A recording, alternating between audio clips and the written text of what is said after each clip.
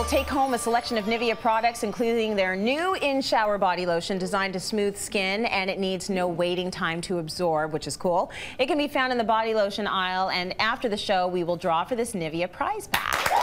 Enjoy. Controversy a couple of weeks ago over the new sex education curriculum that unfolded in Ontario. So this is something that all the provinces right across the country have their eye on right now. But Ontario was really behind in the sex ed curriculum. The last time we had a change in sex education was in 1999. No, I was barely born. Before YouTube, before Twitter, before Snapchat, you were barely born, before Instagram. I know. Before all of these things that have changed the landscape when it comes to the sexual discourse these days. Yep. So let's talk a little bit about why it's controversial. What are the sorts of things that are in it?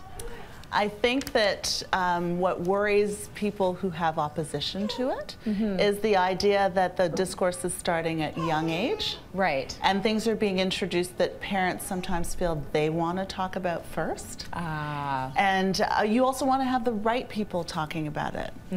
Interesting for me, though, from a healthcare provider perspective, and also from a women's health specialist and gynecologist, who I see women through their reproductive lifespans, and even as teenage women are just entering into their menstrual cycle, so 12, 13, sometimes 11. Yeah. And I've given talks to groups of young ladies. Yes.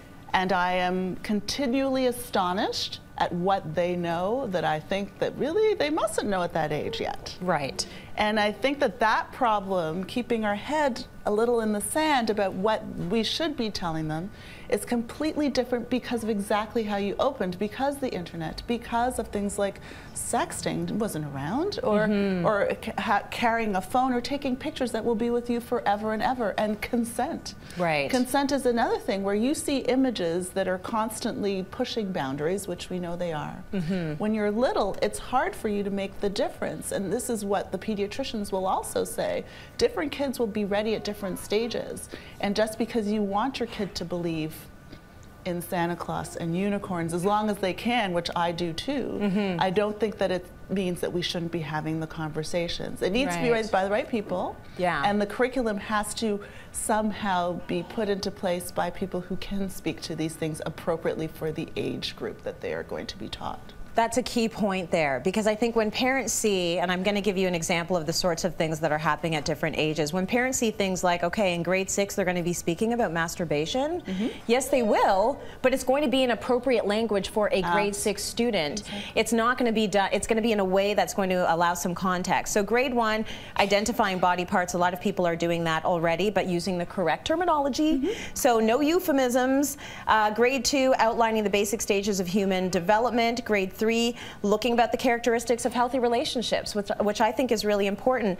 Talking about visible differences like skin color, and invisible differences like sexual orientation, and identifying ways of showing respect for differences, which to me is information that kids should be getting at a very young age.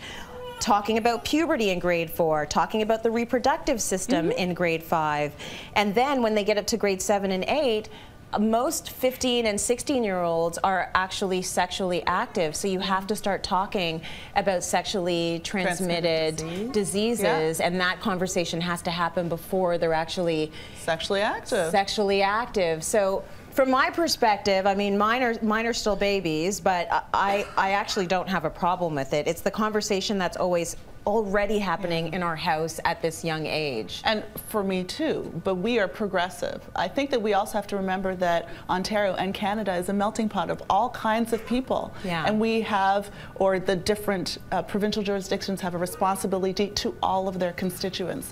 So much as we would love to say that all homes are like ours, where we know that we introduce these principles to our children at a young age, there will be places where they don't get it, and they deserve to be protected, and that's what this is for. Right. Okay, well, good discussion. And it's going to be an ongoing one. I know. Because we know that a lot of parents are quite upset about that.